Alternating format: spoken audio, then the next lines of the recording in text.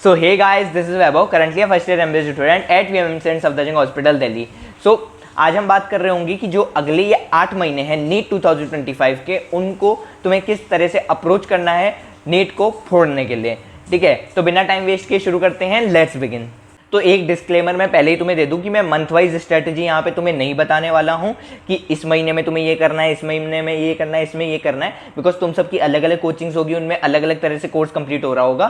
तो अगर मैं इस तरह की तुम्हें स्ट्रेटजी देता हूँ तो वो तुम्हारे लिए बिल्कुल कोई सेंस नहीं बनाएगी।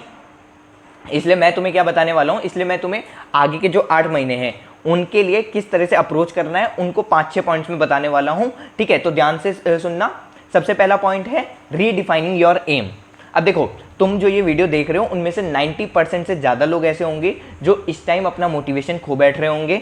उनको समझ नहीं आ रहा है कि पहले तो हम बहुत मोटिवेटेड थे, डीपीवी सॉल्व कर रहे थे, मॉड्यूल सॉल्व कर रहे थे, बट अब क्या हो गया, अब बिल्कुल मन ही नहीं कर रहा है, बहुत डीले पड़ गए, किसी तरह से क्लास ले रहे हैं, किसी तरह से लेक्चर्स लगा रहे हैं, उसके अलावा कुछ भी नहीं कर पा रहे हैं, थोड़े बहुत नोट्स बना ले रहे हैं, बहुत मोटिवेशन खत्म हो गया है। तो ऐसे में क्या ज़रूरत है, ऐसे में कोई इस तरह का टर्निंग पॉइंट, तुम मत सोचो कि एक बहुत बड़ा टर्निंग पॉइंट आएगा और तुम बिल्कुल ना पढ़ने से पढ़ने वाले बन जाओगे। इस तरह के कोई टर्निंग पॉइंट्स नहीं आते हैं, तुम्हें छोटे छोटे स्टेप्स लेने पड़ेंगे और वही तुम्हें अपने ट्रैक पे वापस लेके आएंगे। सबसे पहली चीज़ तुम्हें क्या करनी चाहिए, तुम्हें करना चाहिए अपना जो एम है उसको वापस से डिफाइन करो। कैसे पता करोगे कि तुम्हारा एम क्या है क्या नहीं है, उसको सबसे पहले अपने आप से क्वेश्चन पूछो कि क्या तुम सच में नीट को फोड़ना चाहते हो, क्या तुम सच में डॉक्टर बनना चाहते हो। उसको लिखो और जो भी तुम्हारा टारगेट है, अगर तुम सच में नीट फोड़ना चाहते हो अपने टारगेट को लिखो। एटलीस्ट 680 तुम टारगेट करके चलो, वो जो कि आसानी से यहाँ पे अचीवेबल है।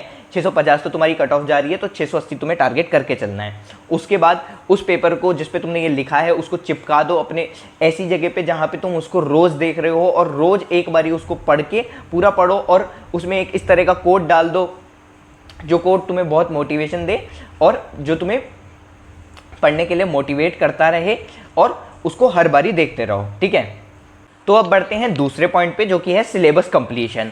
ठीक है, तो अब मैं जानता हूँ रीनीट के कारण तुम्हारा जो टाइम है वो काफ़ी वेस्ट हुआ है। इस कारण से मैं मान के चल रहा हूँ कि अगस्त से तुमने अपनी जो प्रिपरेशन है वो अच्छे से शुरू की।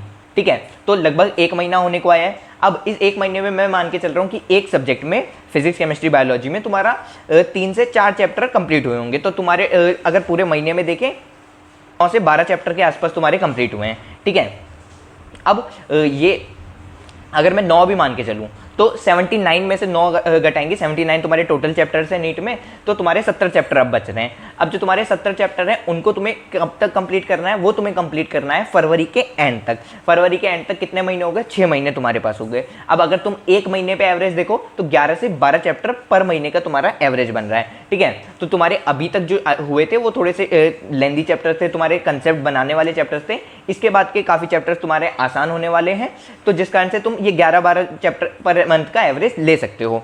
ठीक है, अब तुम कहोगे कि फरवरी एंड तक कैसे कंप्लीट करें, हमारा तो जो कोर्स है वो मार्च मिड में कंप्लीट हो रहा है, या मार्च एंड में कंप्लीट हो रहा है, या अप्रैल मिड में भी कंप्लीट हो रहा है।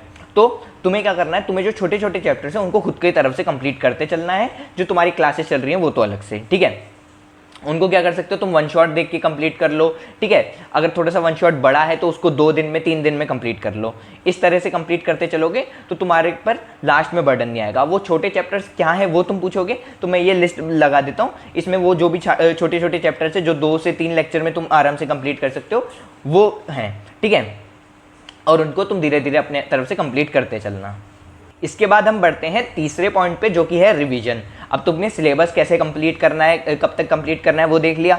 अब तुम्हें देखना है कि जो तुम सिलेबस कंप्लीट करते जा रहे हो उसको बीच बीच में रिवाइज भी तो करते रहना है, वो कैसे करना है। ठीक है, तो अब रिवीजन का तरीका क्या क्या होता है, किस तरह से रिवीजन करना चाहिए, उस सब की मैं यहाँ पे बात नहीं करूँगा। उसके लिए मैंने अलग से एक बहुत बड़ी वीडियो बना रखी है, तुम जाओ तो जाके चेकआउट कर सकते हो। यहाँ पे मैं बात करूँगा कि तुम्हारे रिवीजन के टारगेट्स क्या होने चाहिए, कि तुम्हें महीने में कितने चैप्टर्स को कंप्लीट करना है। ठीक है, तो तुम्हें क्या करना है, तुम्हें एक एवरेज ऐसा लेके चलना है कि तुम्हें एक हफ्ते में 2 चैप्टर, अगर वो बड़े हैं तो, और छोटे हैं तो एटलीस्ट 3 चैप्टर कंप्लीट करने हैं। ठीक है, और इस तरह से तुम्हारा एवरेज कितना बन जाएगा, महीने में 8 से 12 चैप्टर्स तुम कंप्लीट कर रहे होगे। ठीक है, अब क्या करो, अब इस तरह से तुम क्या कर सकते हो, हफ्ते भर में अपना जो शेड्यूल है उसको बड़ा फ्लेक्सिबल रख सकते हो। उसमें तुम्हें कभी ज़्यादा टाइम मिल रहा है तो तुमने ज़्यादा रिवाइज कर लिया, तुम्हें थोड़ा कम टाइम मिल रहा है तुमने कम किया, अगले दिन तुम ज़्यादा कर लोगे। इस तरह से तुम्हारा जो हफ्ते भर के टारगेट्स हैं वो ज़्यादा अच्छे से तुम कंप्लीट कर पाओगे एज़ कम्पेयर टू अगर तुम दिन दिन के टारगेट्स बना रहे हो और उस दिन तुम्हें टाइम ही नहीं मिला तो। ठीक है, इसके अलावा एक चीज़ पे जिस पे मैं एम्फेसाइज करना चाहूँगा वो ये है कि तुम्हें जो फिजिक्स या फिजिकल केमिस्ट्री है उसमें साथ के साथ क्वेश्चंस भी सॉल्व करने हैं, बजाय सिर्फ फॉर्मूला या जो शॉर्ट नोट्स हैं या जो नोट्स हैं उनको रिवाइज किए। ठीक है, उनको भी रिवाइज करना है, साथ के साथ कुछ questions, set of question solve कर लेना। ठीक है, अब इससे पहले हम वीडियो में आगे बढ़ें, मैं तुम्हें बताना चाहूँगा एक रिवीजन टूल के बारे में ही जो कि तुम्हारी प्रिपरेशन में काफ़ी हेल्पफुल हो सकता है। वो है रेंशो रिवीजन फ्लैश कार्ड्स। तो अगर तुम्हें शॉर्ट नोट्स बनाकर उनसे रिवाइज करने में प्रॉब्लम आती है तो ये एक अच्छा ऑल्टरनेटिव हो सकता है तुम्हारे शॉर्ट नोट्स का, जिससे तुम पूरे सिलेबस को काफ़ी कम टाइम में रिवाइज कर सकते हो। और ये काफ़ी पोर्टेबल भी है, तो तुम कभी भी कहीं भी इसके थ्रू रिवीजन कर सकते हो। और एक ही चीज़ को अगर तुम बार बार देखोगे तो उससे तुम्हारे सबकॉन्शियस माइंड में वो रिटेन ज़्यादा टाइम तक रहेगा। और काफ़ी एक्सपीरियंस फैकल्टीज़ ने इन्हें बनाया है, तो ये लेटेस्ट सिलेबस पे बेस्ड है और इसमें जो भी कंसेप्ट, फॉर्मूलाज और जो ट्रिक्स तुम्हें लास्ट मिनट रिवीजन के लिए चाहिए वो सब इंक्लूडेड हैं, तो तुम इस पर आसानी से रिलाय भी कर सकते हो।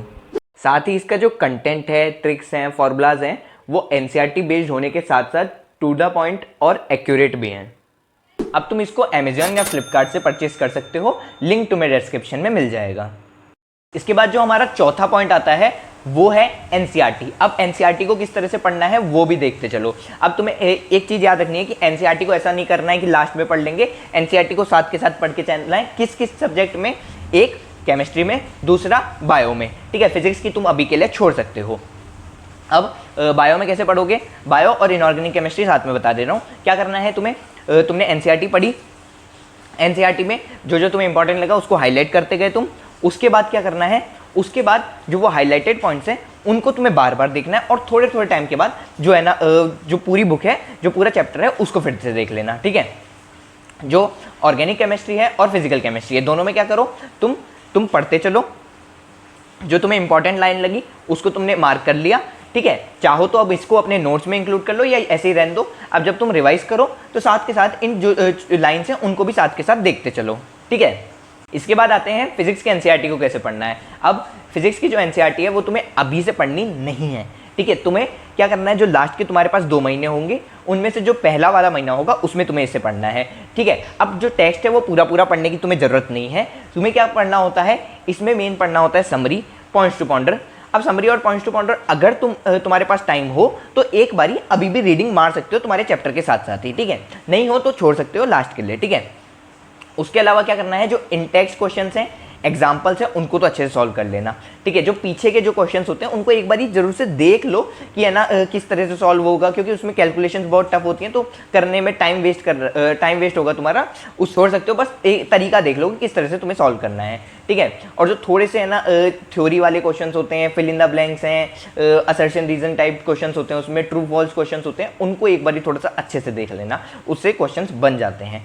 ठीक है, उसके अलावा क्या करना होगा तुम्हें फिजिक्स के एनसीईआरटी में, उसके अलावा कुछ कुछ टॉपिक्स ऐसे होंगे जो तुम्हें टेक्स्ट में से पढ़ने होंगे। अब वो टॉपिक्स क्या हैं वो मैं अभी तुम्हें बताऊंगा, तुम ऑब्वियसली बात है तुम लास्ट तक भूल जाओगे, इसलिए मैं जब लास्ट का तुम्हारा टाइम आएगा तब तुम्हें बता दूंगा। ठीक है, सो अब हमारा नेक्स्ट पॉइंट जो है वो है टेस्ट। अब टेस्ट तुम्हारी जर्नी में बहुत ज़्यादा इंपॉर्टेंट रोल प्ले करते हैं। टेस्ट को तुम जो भी अभी 14 या 21 दिन के इंटरवल पे तुम्हारे होते होंगे कोचिंग के टेस्ट, उनको मिस नहीं करना किसी भी हालत में। तुम जिस टाइम वो हो रहा है, जिस टाइम शुरू हुआ है उस टाइम नहीं दे सकते, पूरे दिन में कभी भी दो, लेकिन देना जरूर से है।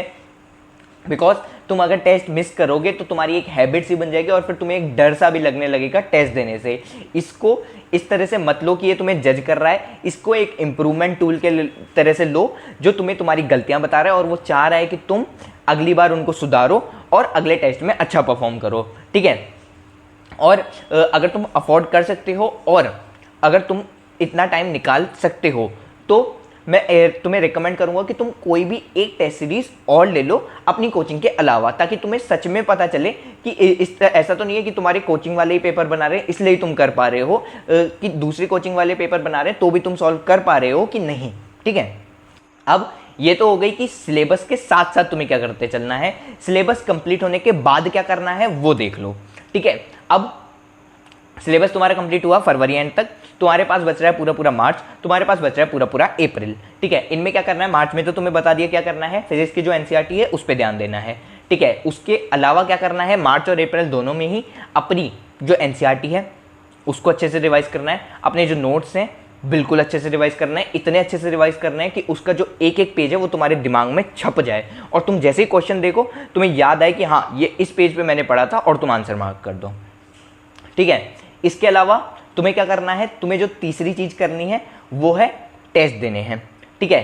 टेस्ट तुम्हें इस तरह से क्या करना है, एक फ्रीक्वेंसी बांध लेना कि हफ्ते में 4 टेस्ट 3 टेस्ट या इससे भी हाई लेवल पे जा सकते हो, तो वो जो मैंने किया था हर दिन एक टेस्ट दो।